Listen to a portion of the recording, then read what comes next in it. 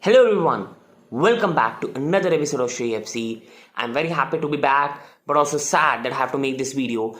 And as Chelsea's 2-2 draw against Wolves, I'm going to give my reaction, analysis, and dissecting what is going wrong for us this season, why top 4 is looking like a big problem now, and why everything is going so wrong. So before I start this video, just see at the back. That's us being crowned champions of Europe in May, some months back, where we were having the best part of our life. We were defensively the best team in the world at that time. We were not conceding goals. In a Champions League run, we only conceded an overhead kick and a great Benzema goal. That's how good we were in the Champions League. But now we're conceding goals for fun. Individual mistakes, pathetic goals conceding, could not even defeat a 2-0 lead. And that's how badly we are falling off now. And now starting this post-match reaction, first of all, I'll go to the lineup. And the lineup should have been good enough to beat Wolves. Pulisic, Werner and Lukaku were up front three, and Pulisic and Lukaku got their much deserved starts after being dropped in the last game and Lukaku not even being used from the bench. We had a lot of injuries in the midfield, so we had no option bar Kovacic and Loftus-Cheek, a pair that does not work. Marcus and Ozil were to the left, as Reece James was to the right, and then it was Cesar Azpilicueta, Thiago Silva, Rudiger in the back three, and then it was Edward Mendy. Now for me, Chalobah should be starting over Aspi, but still the lineup was good enough to beat Wolves.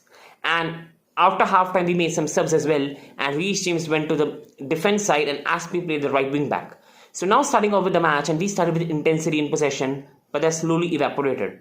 If we analyze the first half, Wolves had the better chances, we had the more dominance.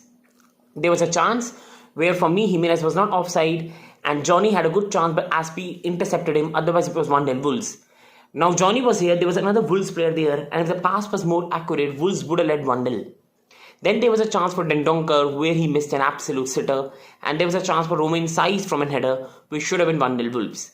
We were lucky we were not 2-0 down at half time. Second half started, we were again slow, passive, disappointing, and again it was a lucky penalty that gave us the first goal. It was a penalty, but it was Romain Saiz helping Chelsea to get back in the game. We were horrific this whole game. We got the goal, Lukaku got much needed goal, and then suddenly again Wolves made a very bad pass from the back, intercepted by Pulisic, and we got the second goal. Both goals were lucky. We did not create a lot of chances. And now I want to talk about Timo Werner. We still had some half chances, but Timo Werner headlessly ran. There was a chance where Timo Werner was here with one defender. Lukaku was free. But this guy hit a shot. And you know where it went? It went for a throw-in. It went for a Wolves throw-in. That's how bad he hits the ball. And then there was two more chances for Werner, and Josesa saved it.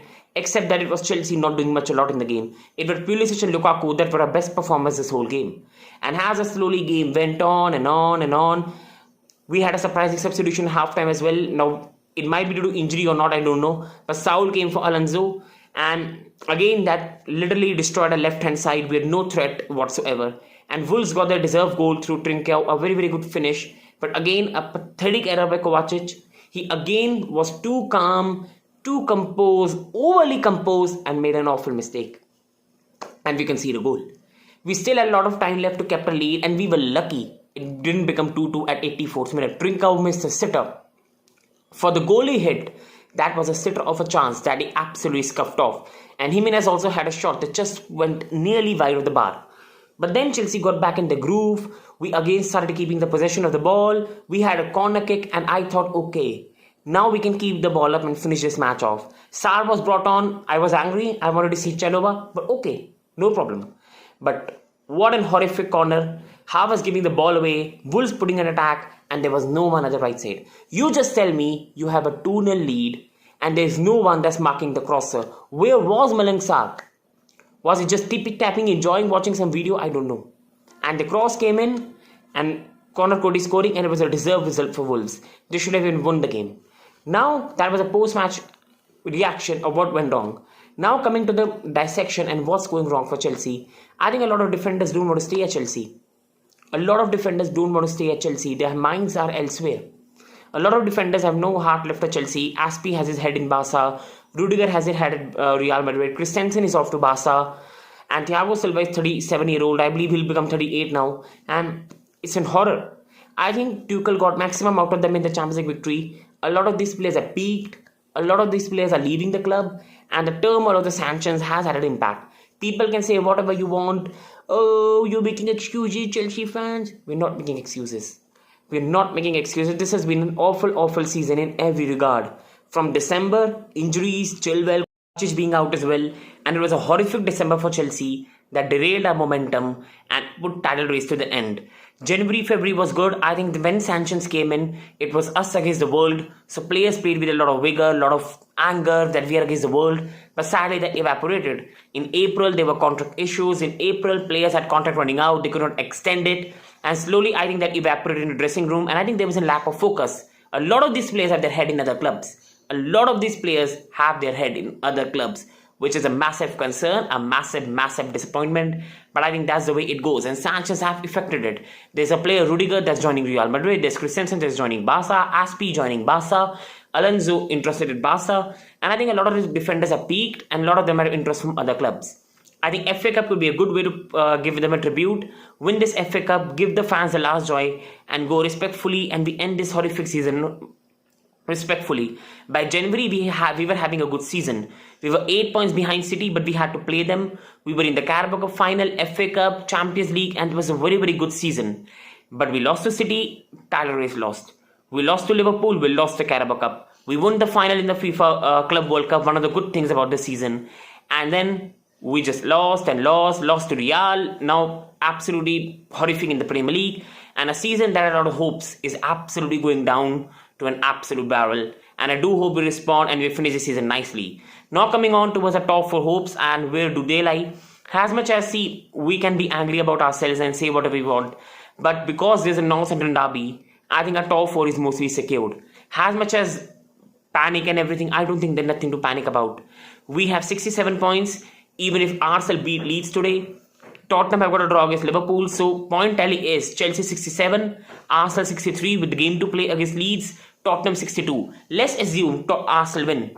So is 67, is 66 and 62, and Arsenal Tottenham are playing each other. If we beat Leeds and Arsenal Tottenham draw against each other, that's most probably our top 4 secured. If Tottenham win against Arsenal and we still win against Leeds, it's mostly secured. Overall, we only need 4 points from our last 3 games, which are against Watford, Leeds, Leicester. Leicester have nothing to play for. Leeds have everything to play for. Watford are already relegated. So these teams have nothing to play for, and these teams are more easier to play than Wolves. Leeds are massively open. Leicester are always open, and Watford have nothing to play for and are one of the most horrific side in the league. So everything is sorted still. We'll still get the top 4, and the season and the happiness of Chelsea fans only rests on the FA Cup. Win the FA Cup, end it nicely, lose the FA Cup, and it's just a season to forget. And on the final note on Thomas Tuchel, yes, he's making horrific mistakes substitution-wise, but you have to also agree that sanctions, injuries have had an impact, and this is his first full season as a manager in Premier League. He has had an experience in Champions League. He's a good tactical manager, but it's his first season in the Premier League. Let him adjust, let him learn, and I think he'll come back stronger next year.